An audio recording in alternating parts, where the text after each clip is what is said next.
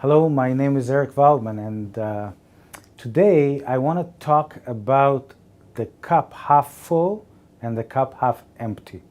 But today I'm going to relate the cup half full and the cup half empty with your state of stress and anxiety and with how you see your world. Okay, so let's begin. This is how it works. We all familiar with that cup? Okay? And that cup is usually, they say that the cup is half full and the cup is half empty, right? Full and empty.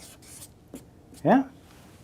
So the way it works, we know, we've been taught that which one is where we want to be, right? What do we really want? Well, of course, we want the cup half full. But the truth is that half full is great, okay? But half full is really all that experience, everything that you already have, everything that you already understand. And the question is, where do you go from here? Well, where you go from here is literally to the half empty. Now, the half empty is truly not what's perceived to be the negative, okay? The empty is what's perceived to be your true potential. It's what perceived to be your true desire. And this, the half empty, is where your true growth is. This is where it's hidden. So anytime somebody tells you, all I want is my cup to be full, you tell them that where I look at the world, where you look at the world from this point on, is you see both the cup half full and the cup half empty. One, something that you already have, you already understand, and you already can use to move yourself forward. And the half empty is that gap that creates the potential that inspires you to move forward. Equally beneficial in our life. Our life will always be half full and half empty. So that's number one. Okay? Number two, cup full and half empty. There is number two. The same cup, okay?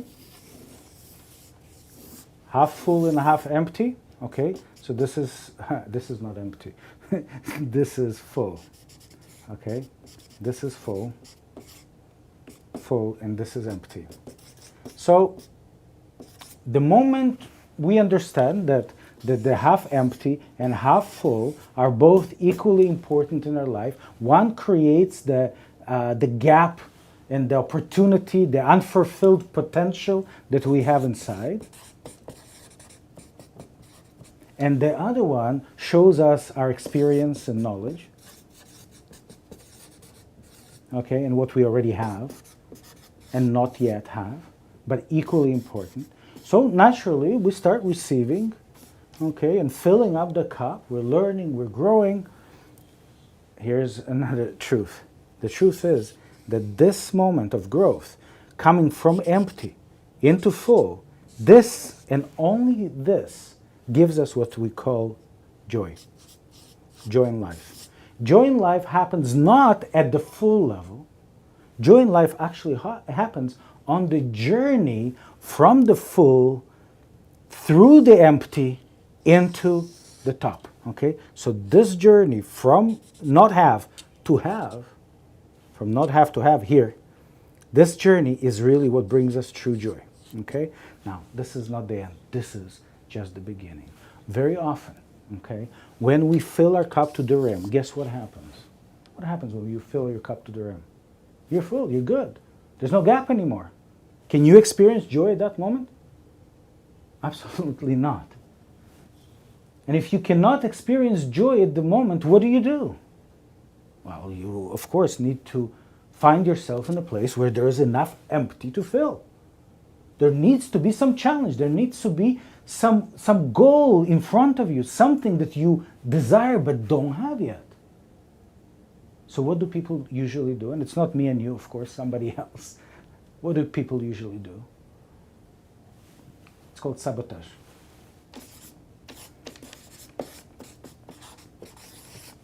Self-sabotage. Nobody else does it.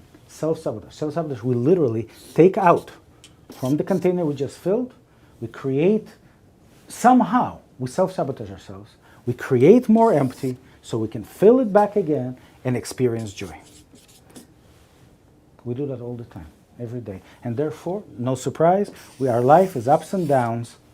Okay, you know that. It's a cycle that never ends, and we're stuck between those two lines because we never grow out of that cup. So here's number 3. Half full and half empty. Number 3. Bear with me. This is 2. Number 3 is very different. Number 3 is, again, the same cup, half full and half empty. We recognize already that the only joy we receive from life, okay, is literally the movement from not having to having. The movement in the empty. The movement up the mountain. From below the mountain to the top of the mountain. That's the process of joy. The actual journey in the process, not the top. Because we just recognized in the previous example that when we reach the top, okay, we need the empty again. And if you need the empty again, you would have a tendency to empty it and to sabotage yourself. Okay? Now, what do we do? Number 3 of cup half full, half empty. What do we do to ensure that we don't have to sabotage ourselves? Anyone? Okay.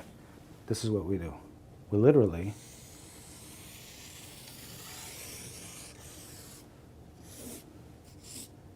grow our cup. Expand our self-identity. Expand ourselves. Expand you.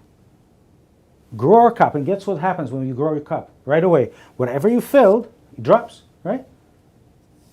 Drops here. And it creates the empty again. Creates the opportunity for joy. Again, without self-sabotage. Ingenious. And then, when we reach the top, what do we do again? We grow. We grow the cup, it drops down, and we again have a gap, a potential that we can fulfill, we can feel good about ourselves, that we're moving forward in all the things in our life. So here we go. Number 1, we recognized half full and half empty are equal partners. 1 is the experience that you have to move you forward, and 2 is the gap, the unfulfilled potential that you have inside. Number 2, you realize that as you're filling the cup, you are really experiencing joy, not any other way. You can't experience it in the half full. You can't experience it in the full. You can experience it only on the journey in this gap, in the emptiness, okay, up. And we also recognize in number 2 that the moment you reach the top, you have no choice left. It's not your fault. You have no choice left but to sabotage yourself. Okay, so that would be sabotage. Now, that's number 2. And in number 3, we recognize that the only way to not sabotage yourself, the only way to continue growing and to feeling joy in your life, to feel that your stress and your anxiety are literally melting away as you are moving forward, no matter where you are, no matter how big the cup is, no matter how full it is, no matter how much you have or what's inside, but truly the joy and the elimination of stress and anxiety is the true growth. Okay? Growth. Now, if you want to know how I see growth, what are the things that I do for my own growth, what are the things that I teach my students to work with inside, to experience growth, not to be pushed into growth, but to choose growth. And in the next video, what I will describe and I'll talk about life momentum. I will talk about intuition and many other things. As well as, if you'd like, comment, like this page, and let me know what are the things you want to talk about, what are the things that are bothering you in your life and you're looking for a solution and explanations for. Okay? My name is Eric Waldman, and I'll see you.